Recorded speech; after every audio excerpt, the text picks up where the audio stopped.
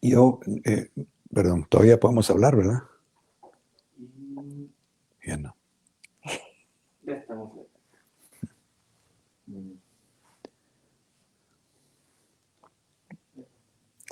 Bueno, bienvenidos a este programa Entre Amigos del Instituto Fe y Libertad.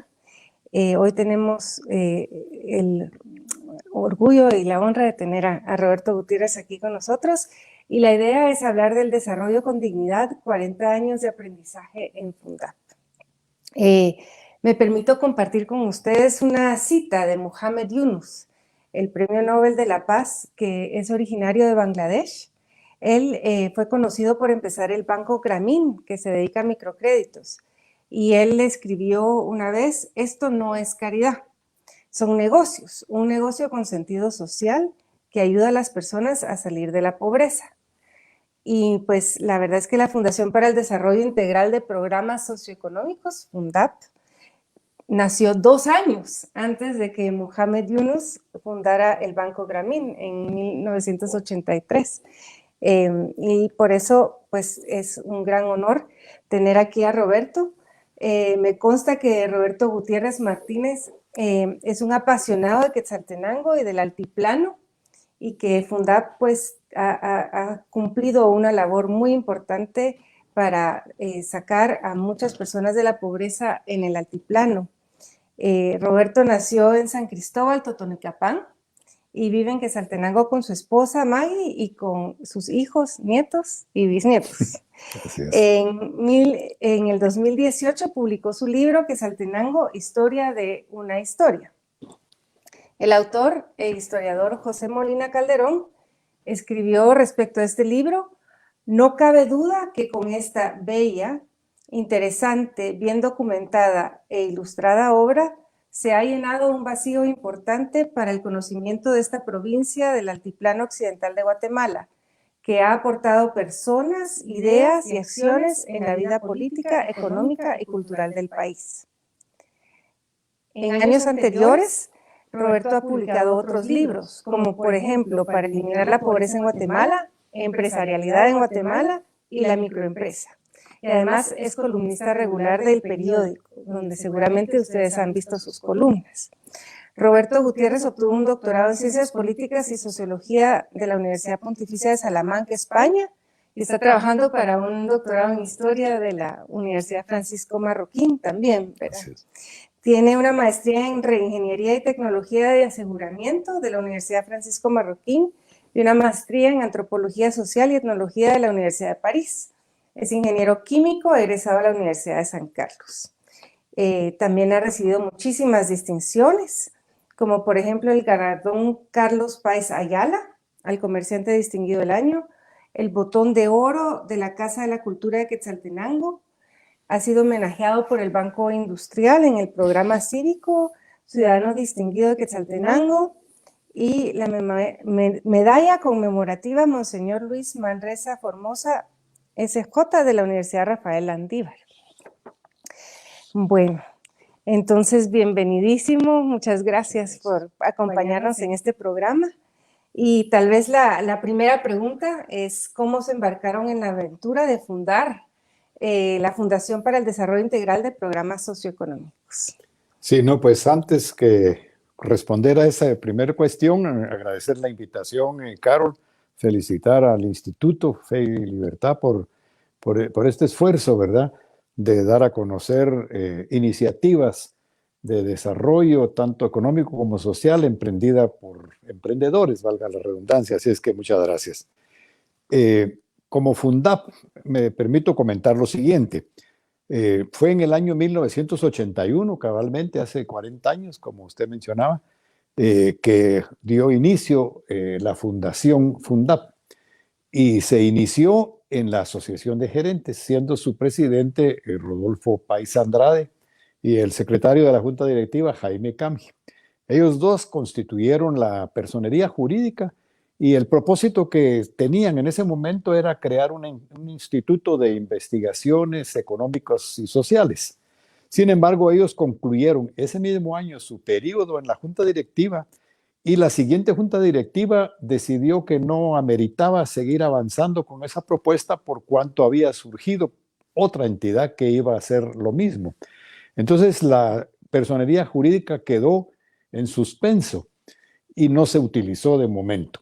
Sin embargo, el año siguiente, el año 82, 1982, a inicios de ese año, Rodolfo, Fito, como le decíamos cariñosamente, Fito Páez fue a Costa Rica, al INCAE, como sabemos o recordamos. Él fue director académico del INCAE y entonces iba con frecuencia. Y en esa ocasión conoció a un señor que representaba a la fundación alemana Hans Seidel. El señor se llama o se llamaría Federico Dürr. Y este señor le comentó que había interés de esa fundación de trabajar en Guatemala. Es una fundación alemana básicamente empresarial también y que tenían ese interés. Entonces Rodolfo le dijo, bueno, creo que tengo la solución, porque el personero de la fundación Seidel le dijo que necesitaba una contraparte guatemalteca. Al volver Rodolfo, siempre fue un hombre muy inquieto, con muchas iniciativas. Al volver pidió autorización a la fundación, a la asociación de gerentes para utilizar la personería jurídica. Se la dieron formalmente y invitó entonces a algunos excompañeros de él de ingeniería civil.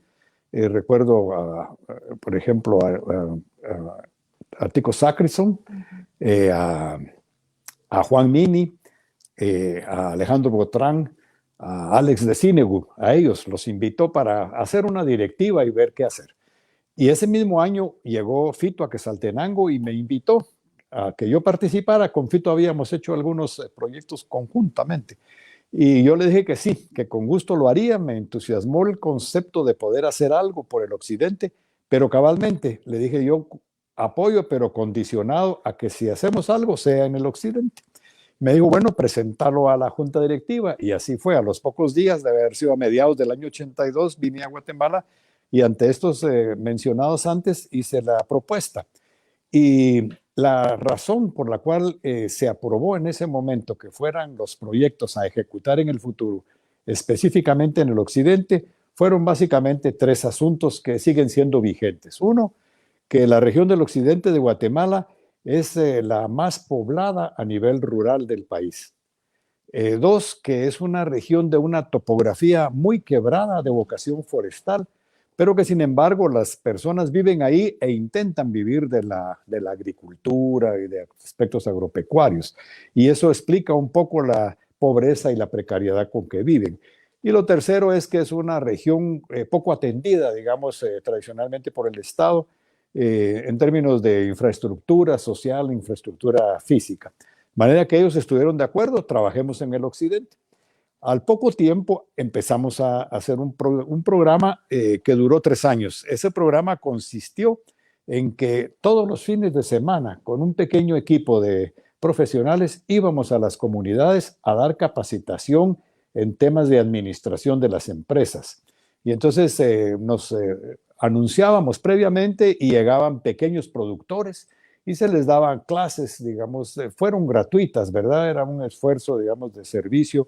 El principio era que nosotros como empresarios siempre tuvimos, viviendo en ciudad, una serie de ventajas que no tiene ese empresario del área rural, ¿verdad? Información, una serie de servicios fundamentales para que una empresa funcione. Pues bien, estuvimos haciendo eso durante 3 años. Todos los fines de semana nos íbamos a capacitar y eran pequeños productores, ¿no?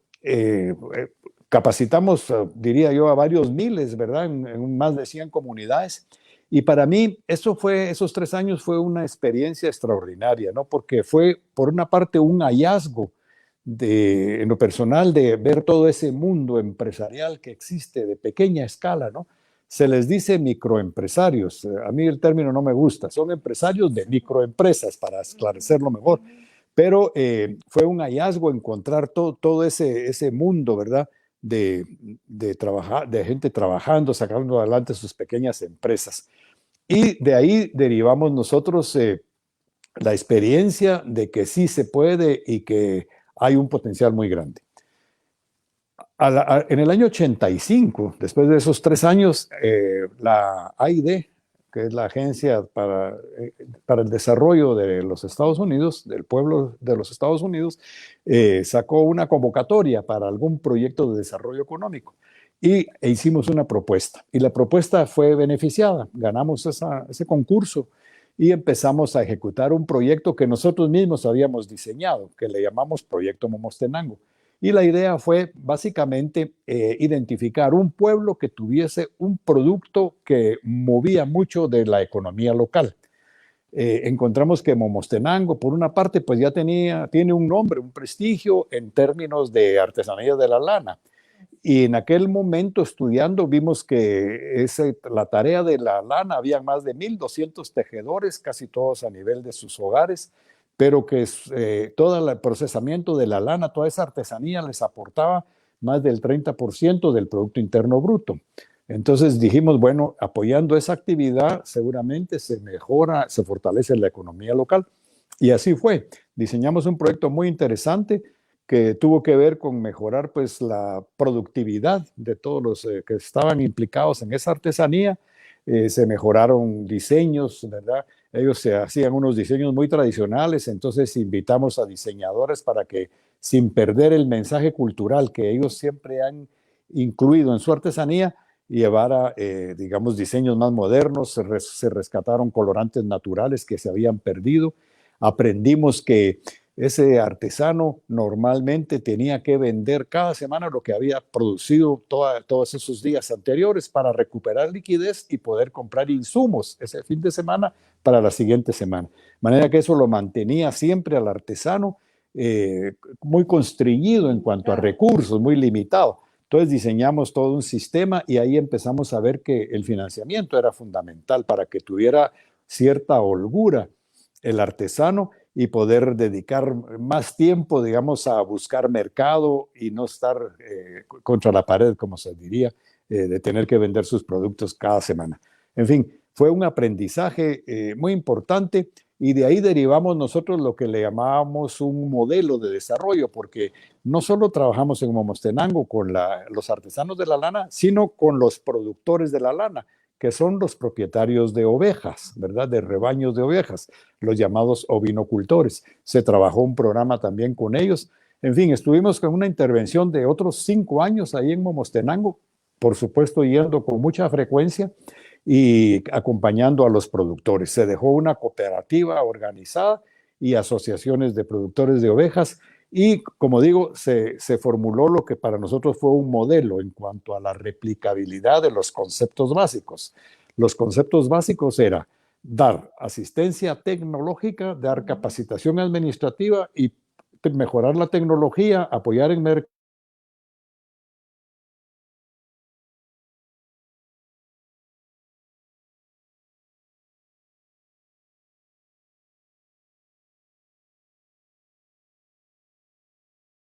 de fibras en el quiché, en fin, un modelo y ahora concluyo esa pregunta, ese modelo, digamos, de desarrollo lo hemos seguido trabajando con esa noción de un pueblo, un producto, ¿verdad? Que es también coincidentemente un proceso que han usado mucho los japoneses, ¿no?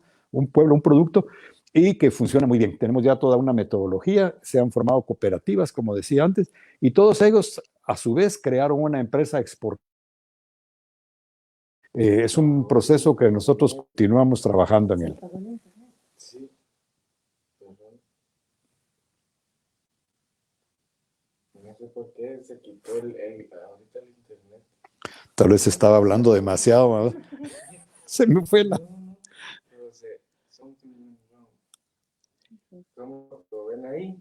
No, Aquí nos nos quedamos quedamos congelados. congelados. Híjole. Y estamos en vivo. Ahí estamos. Ahí está ya. ¿De verdad? Sí.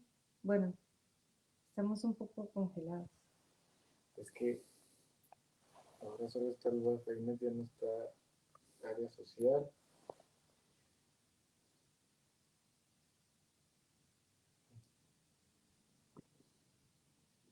¿Qué sé? Estoy tratando de conectar a mi internet del celular.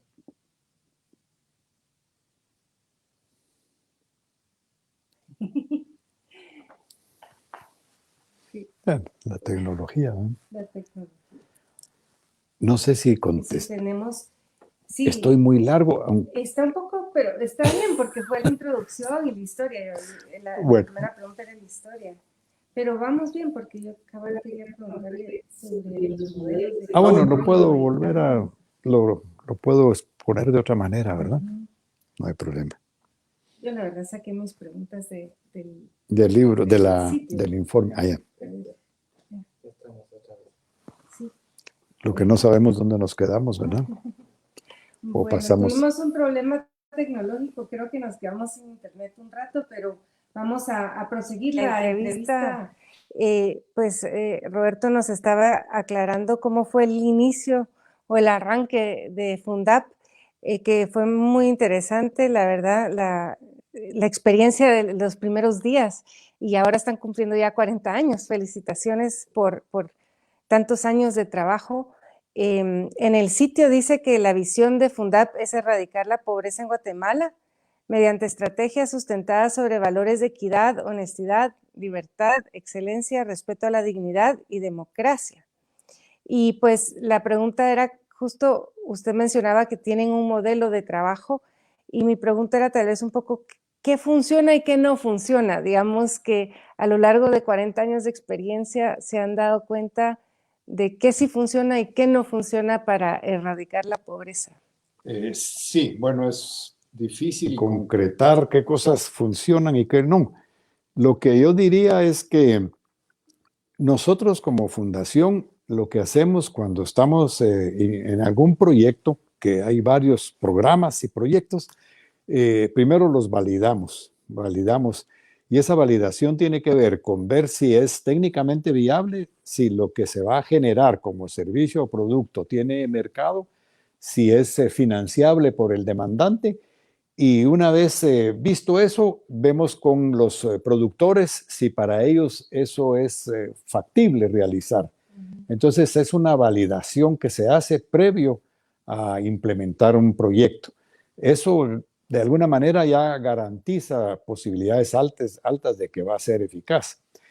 Luego, obviamente, tiene que ver la persona que lo asuma, ¿verdad? El beneficiario, vamos a decir, que realmente se implique totalmente a ese proceso. Y nosotros creemos que, en términos generales, los proyectos que Fundap ha avanzado han sido exitosos. Lo digo por dos razones. Una, porque tenemos en paralelo, hay otra entidad independiente que está haciendo evaluaciones de impacto. Y entonces se va midiendo el impacto que los programas y los proyectos van teniendo.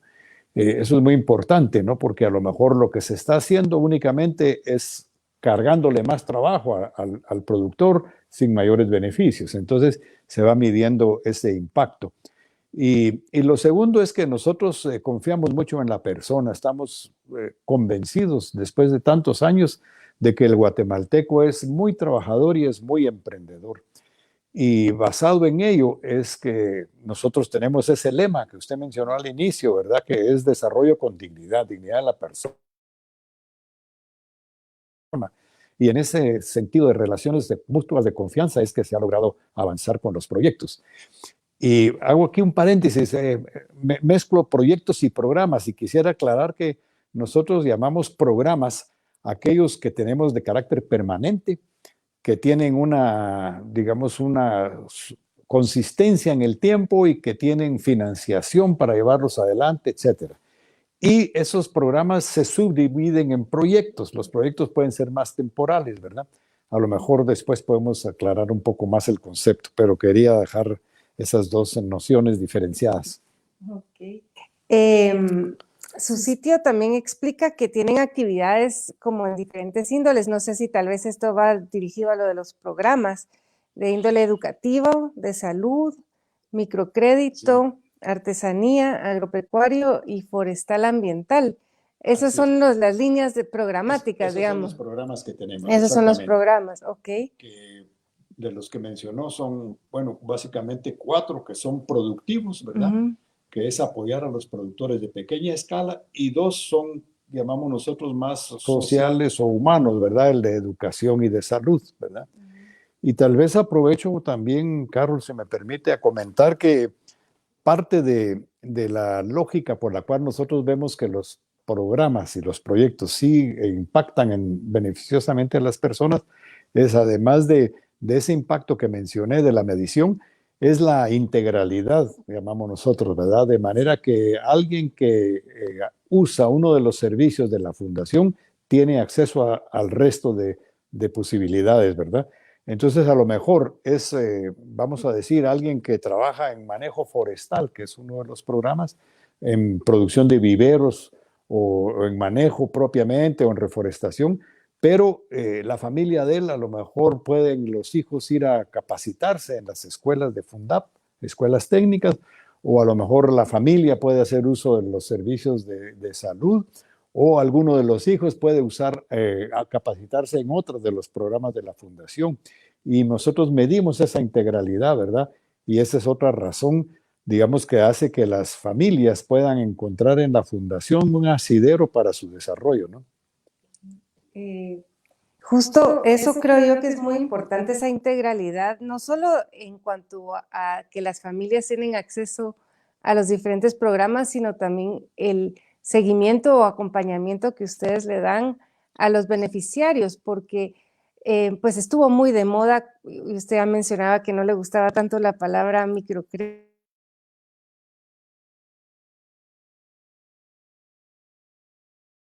Era como la solución o la fórmula mágica que iba a resolver los problemas, pero realmente no es necesariamente una panacea. No.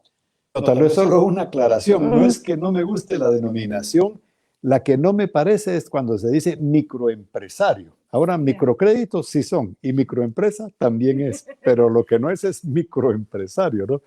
Pero sí, no es una panacea. Sí, efectivamente hubo algunos programas, incluso aquí en Guatemala, pero se politizaron, ¿verdad? Y cuando algo se politiza, pierde su sentido genuino.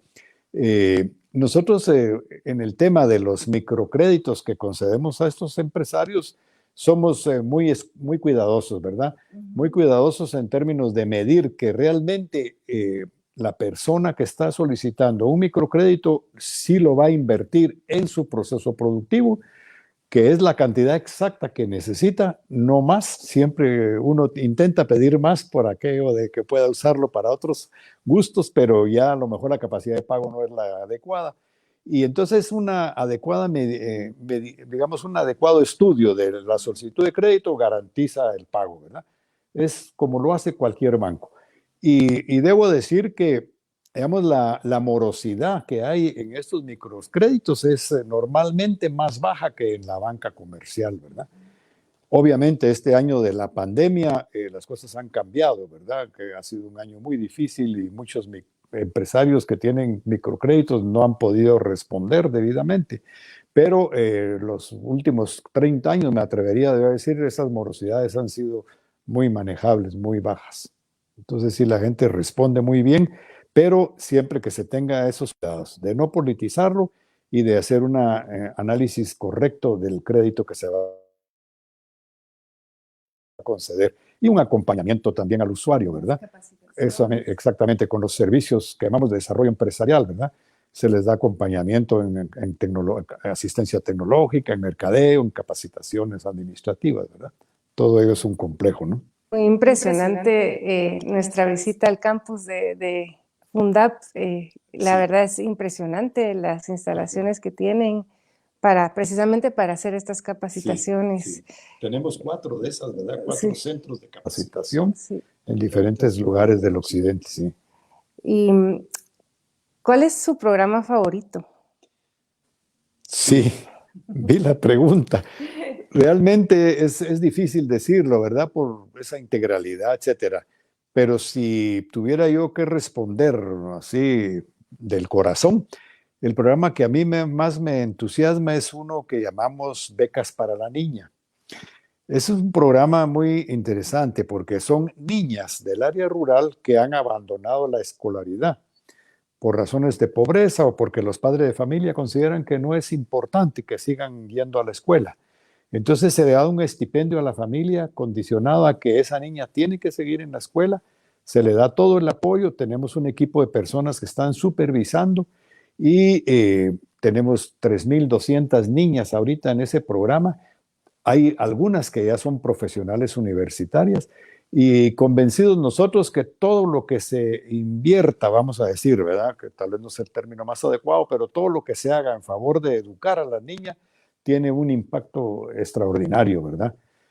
Todo lo que se haga con la mujer en general tiene una replicabilidad en la familia. Todo lo que la mujer aprende lo traslada a los hijos y eso hace un cambio realmente formidable, ¿no? Y en la fundación, pues, tenemos como 3 grandes bloques temáticos que nos interesa impulsar, ¿verdad? Uno es la educación de las mujeres, apoyar a las mujeres. Otro es dejar capacidades instaladas en las comunidades en las que hemos estado. Y lo otro es formar hábitos, ¿verdad? Hábitos positivos, digamos, en los niños, en los jóvenes y en todos aquellos que son atendidos por la fundación. Esos 3 elementos nos parecen a nosotros muy estratégicos. Hay muchísimos programas que identifican en la mujer también una buena receptora también de créditos, ¿verdad? Y Sí, que trabajan muy bien juntas también. sí. Perdón. Nosotros tenemos un programa que se le denomina normalmente bancos comunales a esos programas de mujeres. Nosotros tenemos el cuidado de que, porque son muy responsables en su pago, etcétera, no sea una razón, digamos, de negocio para la institución. Al contrario, tener ese cuidado, ¿verdad? De no darle ya más cargas a la mujer más allá de lo prudente, ¿verdad? Regresando al tema del emprendedor, el Global Entrepreneurship Monitor es una medición, digamos, a nivel mundial que estudia el emprendimiento en diferentes países y la edición de Guatemala dice que 2 de cada 5 guatemaltecos emprenderán un negocio en los próximos 3 años y que la mayoría de los emprendedores son jóvenes, ¿verdad? Que arrancan con muy poco capital y muchas veces fracasan. O sea que usted ya lo comentaba, Guatemala es un país de emprendedores y eso fue algo que a usted le dio gusto identificar cuando empezaron a trabajar en el campo. Pero a pesar de que somos un país de emprendedores, hay un prejuicio en contra del empresario o de la ¿verdad? Empresarialidad. ¿Cómo puede ayudar Fundap a sus beneficiarios a entender que lo que están haciendo es algo bueno y digno y productivo? Exactamente, sí, bueno, vuelvo a confirmar que sí, que me consta, digamos, esa capacidad de ser emprendedores, ¿verdad? Obviamente hay que promover en los jóvenes que quieren iniciar una nueva actividad productiva ciertos aspectos.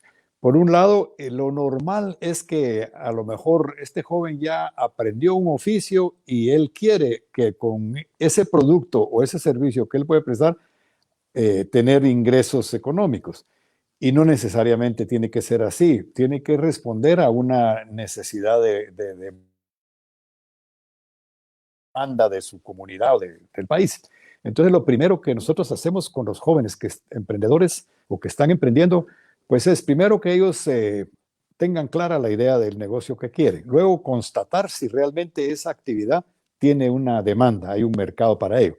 Lo siguiente es ver si él tiene esas capacidades, digamos, de cualquier emprendedor, que es vivir una época de mucha austeridad, de invertir en su negocio, porque cualquier negocio requiere muchos esfuerzos iniciales, sobre todo. Luego acompañarlo en 2 cosas más, diría yo. Uno es la innovación, ¿verdad? Que le dé un valor diferencial a lo que él está promoviendo como un producto o un servicio que él preste. Entonces, que se promueva más la innovación, ¿verdad? Que innove algo, que eso va a ser la diferenciación. Porque sí hemos visto que suele suceder que a lo mejor en una comunidad X, vamos a decir en un pueblo pequeño, alguien inicia, voy a decir, una ferretería pequeña, ¿no? Y si le va bien, a los pocos días hay varios compitiendo y entonces se hace una especie de canibalismo y a todos les va mal. Pero si el segundo o el tercero que van llegando a ese negocio, a esa misma actividad productiva o de servicio, innova con algo, le está agregando una diferenciación con respecto a los anteriores y entonces a todos les puede ir bien. Entonces, para nosotros la innovación es fundamental. O sea, lo primero, que se aclare bien cuál es su negocio. Segundo, que sepa que va a ser un sacrificio muy fuerte. Tercero, que sea innovador. Si esas características se van dando y con el acompañamiento que se le da, puede tener éxito. Ese acompañamiento que decía de servicios de desarrollo empresarial. Ahora, es cierto lo otro que usted dice, Carol, que normalmente se ha desprestigiado el nombre de empresario y nosotros lo constatamos, digamos, en las comunidades, les decimos, pero es que usted es un empresario, no, y entonces, ¿qué es? Ah, soy comerciante, soy artesano, pero esquivan el tema del emprendedor, porque sí ha sido, digamos, defenestrado el nombre. Yo lo que diría es que eso está cambiando felizmente porque ahora ya la sociedad está reconociendo que ser emprendedor es una profesión tan valiosa como la del médico o la del ingeniero. Pero hay que hacer esa énfasis, ¿verdad? Que es una profesión de servicio a una comunidad fundamental. Entonces creo que está cambiando. Decía, las universidades ya ahora en sus escuelas, que antes eran escuelas o de economía o de administración, ahora le llaman de ciencias empresariales. Entonces creo que va a haber un cambio, incluso la Universidad Nacional, donde yo me gradué, que nunca fue la más empática hacia el empresariado, ya tienen esas denominaciones, ¿verdad? De ciencias empresariales. Entonces yo creo que es un cambio cultural de país el que aprecie más, porque finalmente es el empresario el que crea la riqueza, además de que presta los servicios, ¿verdad? Entonces yo creo que sí es importante reflexionar sobre ese punto. Y que somos empresarios todos, pues, incluso Fundap es un emprendimiento, digamos, de las ideas o del desarrollo, el instituto es un emprendimiento de las ideas, o sea, hay empresarialidad en todas estas iniciativas. Sí, cuando están en función de servir a la sociedad, ¿verdad? Así es. Aquí tenemos una pregunta aquí, si nos puede contar un poco más sobre el desarrollo con dignidad.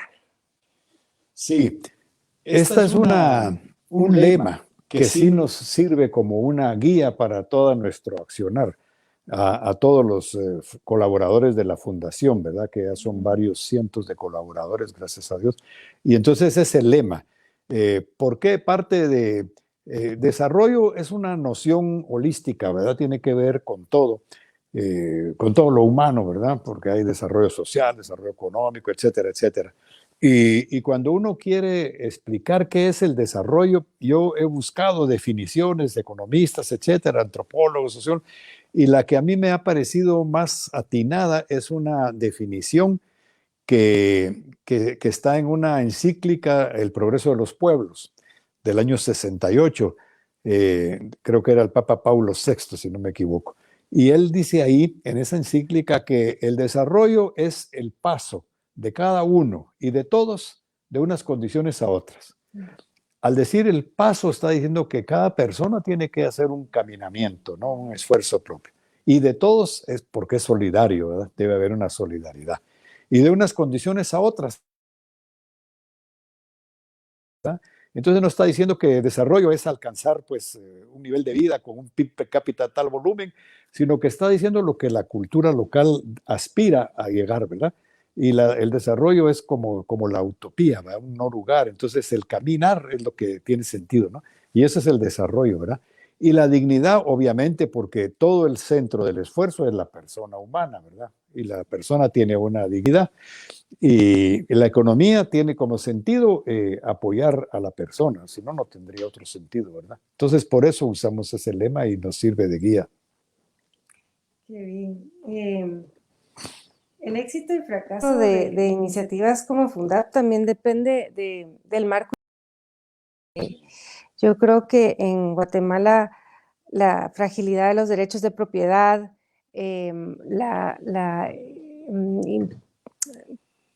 importancia en magnitud de la economía informal Todas estas cosas como de alguna forma también ponen obstáculos al progreso, al desarrollo. ¿Qué se puede hacer para tratar de aliviar, digamos, estos problemas institucionales? Sí, digamos este que usted menciona, que es de los más serios, en mi opinión, el tema de la informalidad. Sabemos que la informalidad en Guatemala, bueno, se habla de 70% de la PEA informal. Eso destruye a un Estado, ¿verdad? Cada vez va a ser menos el recurso de la formalidad para sostener el Estado. Y cada vez la gente se informaliza más por lo mismo, ¿no? Pero bueno, digamos, nosotros en la fundación hemos hecho algunas experiencias para encontrar el camino más adecuado y la estrategia más, digamos, indicada para superar el tema de la informalidad. Hicimos concretamente en Suchitepec, que es una experiencia con más de 100 personas en el sector informal, que es la gran mayoría de los que atendemos, desafortunadamente.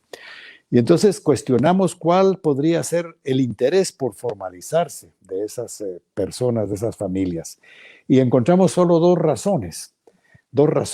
Y es increíble, pero la primera razón que dieron las personas era que al estar formalizados podían tener acceso a las instalaciones del IRTA, del Instituto de Recreación. Esa fue la razón.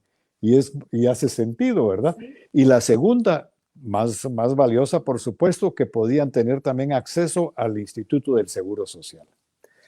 Esas son las dos razones que las personas dan para poder estar. No hablan, por ejemplo, mucho del INTECAP, poco hablaron de la capacitación, que es otro de los temas centrales para mejorar la productividad de un trabajador o de una persona, ¿no? Sino que hablaron de estas dos. Bien, una vez sabido eso, entonces se les apoyó para formalizarse, aquellos que lo quisieron. Y de esos 100, no estoy seguro en las cifras ahora, pero a lo mejor 50 o 60 quisieron hacer el proceso, que es un proceso muy engorroso y costoso. Es un alto costo. De alto costo. Al final logramos, se les apoyó, creo que la media de formalizarse estaba entre 3,000 o 4,000 quetzales, ¿verdad? Apoyándoles institucionalmente, se formalizaron. Y al principio todos muy contentos, por dos razones decían. Una, porque ya podían mercadearse mejor. Nos decían, mire, ahora yo ya me puedo anunciar mi negocio porque ya no tengo el temor de, siendo informal, me pueden venir a la justicia, digamos, o en las instituciones del Estado a prohibirme, que no lo hacen, pero la gente percibe así, ¿no? Entonces decían, yo ya puedo anunciarme mejor, ya puedo pues darme a conocer como una empresa, entre comillas. Y lo segundo, también sentían más protección en temas de inseguridad, ¿verdad? Tenían ya un negocio, una empresa a la que el Estado se debería haber obligado de cuidarlo, digamos, cuando son sujetos de un asalto, etc. Esas fueron las razones. Y así funcionó. Después hicimos una evaluación ex post que siempre hacemos en todos los proyectos y en todos los programas, y encontramos que muy pocos habían quedado formalizados. Y la razón es la dificultad de mantenerse en la formalidad por la serie de informes y de requisitos y de pagos y de impuestos que hay que pagar, ¿verdad? De manera que yo sí soy un convencido que el Estado de Guatemala requiere con urgencia una solución al tema de la informalidad, que para mí va por la vía de hacer un esquema de facilitación para que todo ese gran sector, digamos, de esa microempresa pueda tener esos servicios que son los que le van a hacer factible, digamos, escalar a otros niveles, ¿verdad? Pero mientras no se resuelva eso, creo que vamos a tener que seguir en la situación actual, ¿verdad? Entonces, la informalidad para mí es el problema más serio que se vive en este sentido. Ok. Yo creo que ahí, pues, el hacer negocios del Banco Mundial es un índice que va dando las pautas de cómo se puede ir desregulando, eliminando trámites, simplificando la vía, digamos, para que las personas tengan un incentivo para ser formales y que no sea tan engorroso como usted mencionaba. Sí, es muy complejo en este momento. Bueno, para terminar, con sus 40 años de experiencia en promoviendo el desarrollo en Guatemala, ¿qué cree usted que debería ser prioridad para organizaciones como Fundap o como el Instituto Fe y Libertad en este año y los años próximos? En lo que viene. Sí, ¿qué ideas medulares tenemos que trabajar? Sí, bueno, dicho lo anterior, una de ellas, ¿verdad? La formalidad. Otra que me parece importante es seguir fortaleciendo ese respeto y reconocimiento a lo que es ser empresario. A ver, hago un paréntesis. Yo como lo veo desde Quetzaltenango, por ejemplo, que es en donde yo vivo, es una población, como todo el país, creciendo, sobre todo en juventud, pero una población que requiere oportunidades de ingresos económicos. Muchos esperan que lleguen empresas que van a generar grandes cantidades de empleo, lo cual no se ve en un futuro inmediato, ¿verdad? Quetzaltenango no es una población que tenga, digamos, una inclinación industrial, es más bien de servicios, y la generación de empleos nuevos es bastante corta. De manera que la salida es que los jóvenes emprendan sus propias actividades productivas en servicios cabalmente, que es donde sí hay un amplio campo. Entonces, un esfuerzo debe ser, y ahí cierro paréntesis, ¿verdad? Debe ser eso, ¿verdad? Promover empresarialidad. Y hay muchas líneas adentro de ello. Por ejemplo, un programa muy interesante, que no es con Fundap, pero es con grupos gestores que también represento, es el que llamamos Xelajú Naranja, que es todo el tema de la economía naranja, toda esa industria creativa que a nivel nacional le aporta a esa industria al Producto Interno cerca de un 7%.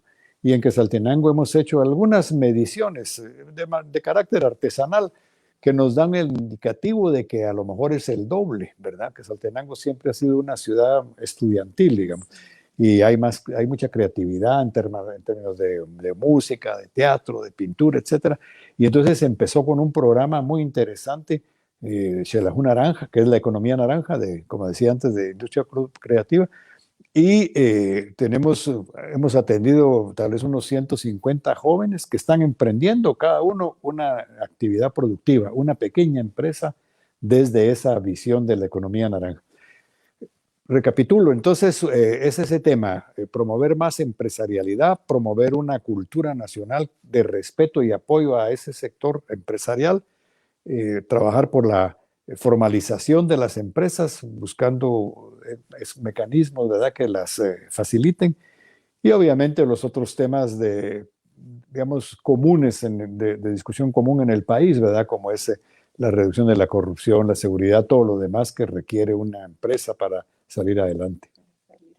Tenemos en Guatemala ventajas importantes, tenemos digamos, vamos a ver, relativa estabilidad de la macroeconomía, lo cual permite pues hacer un cálculo empresarial de más largo plazo, y eso es una ventaja muy grande, ¿verdad?, que tenemos que aprovechar en estos tiempos. Bueno, mil gracias, Roberto, por esta entrevista, y mil gracias por acompañarnos aquí en este programa Entre Amigos. Muchas gracias a todos ustedes por sintonizarnos hoy. Lamentamos que tuvimos un pequeño problema de internet, pero nos logramos restablecer. Para más información con el Instituto Fe y Libertad, su trabajo, actividades y lo que hemos discutido en este episodio, pueden visitar www.feylibertad.org, y también nuestros sitios en Facebook, Twitter, LinkedIn, Instagram y nuestro canal de YouTube. Y les agradecemos muchísimo su sintonía y hasta la próxima. Gracias. Muchas gracias por la invitación. Gracias. Muchas gracias por la invitación. Y dejo